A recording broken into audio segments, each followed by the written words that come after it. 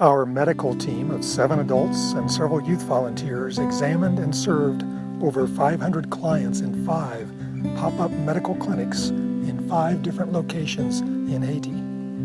Our 2 nurses and dental hygienists served extremely well, stretching courageously beyond the scope of their current job responsibilities in the U.S. to address medical needs in a different culture and difficult environment. The non-medical team demonstrated great flexibility in taking blood pressure readings, sorting and serving pharmaceuticals as the nurses directed, and praying and playing with the Haitian families. But the primary purpose of our trip was not to solve medical problems in Haiti. That is just not practical for short-term work.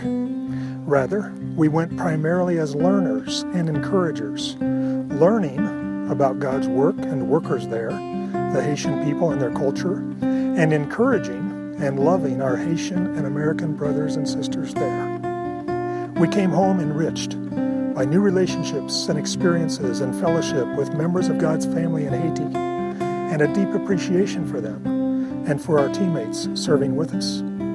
This experience has also confirmed Poverty Resolutions as an excellent partner for engaging E-free hearts and minds in God's work outside the United States. Haiti has people that are ready to make a difference for their families and their country.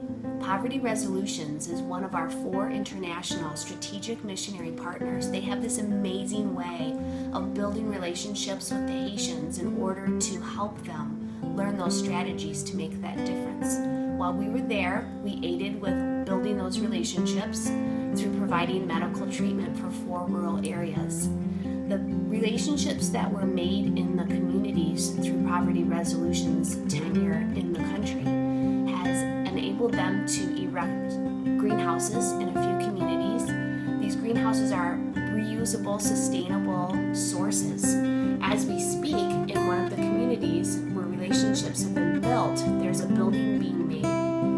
It is going to serve as a daycare for the children of single moms. It's also going to be this kind of halfway house for orphans that are too old to be in orphanages, but still need to learn work skills. They can go here, they have a place, they can learn those work skills, be employable, and make that difference. Good morning, everyone at Evangelical Free. My name is David Paul Bloomington, and I just wanted to give you a quick little sharing experience from Haiti. What an amazing world we encountered when we went there. Our partners from Poverty Resolutions were over the top in helping us be the difference in Haiti. I came back upon re-entry into this country, and there's not a day that goes by where I don't reflect upon those people that God brought into my life. Not only the missions team, but each one of those souls that God brought to us while we were there for a week.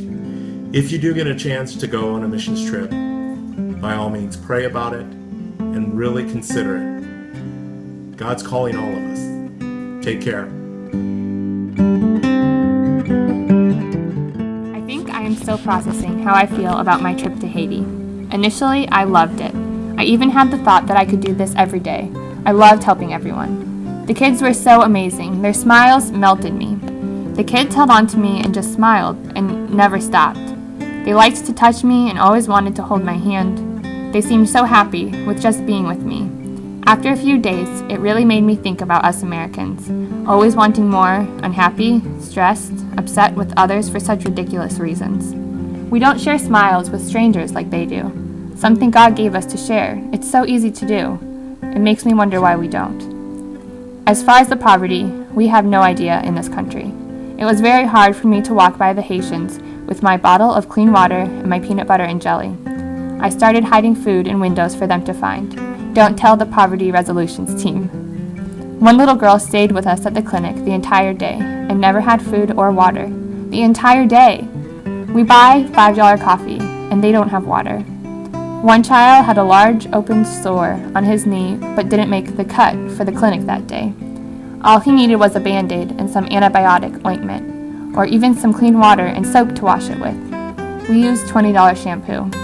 Something doesn't seem right here. Makes me wish that we could all share our possessions.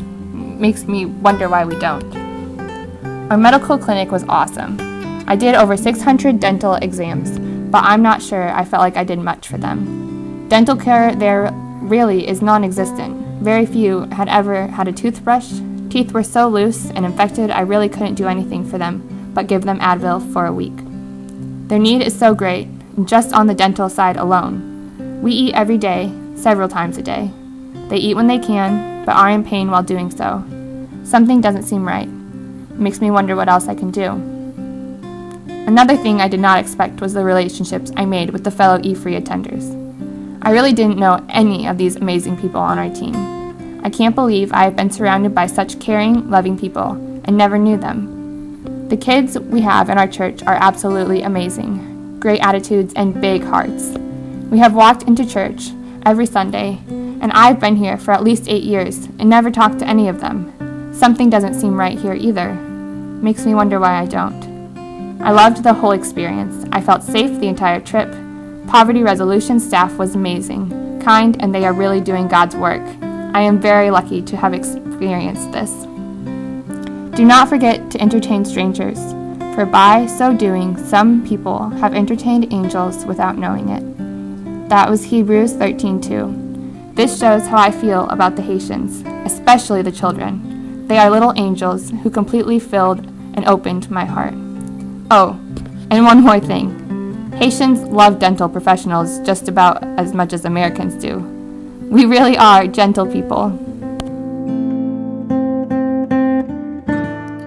We wish we could share all of our wonderful experiences and lessons with you this morning, but we would surely be here all day. If you want to learn more about how God worked through us and our team, be sure to check out the blog on Poverty Resolution's website, found at povertyresolutions.org, friend us on Facebook, and of course, do not be afraid to come up and ask us, as we are eager to develop more intentional relationships with those around us. We encourage each of you to pray and consider how you might be called to serve in our community and around the world. Galatians 6 verses 9 and 10 say, "Let us not become weary in doing good, for at the proper time we will reap a harvest if we do not give up. Therefore, as we have opportunity, let us do good to all people, especially to those who belong to the family of believers." Thank you, and God bless.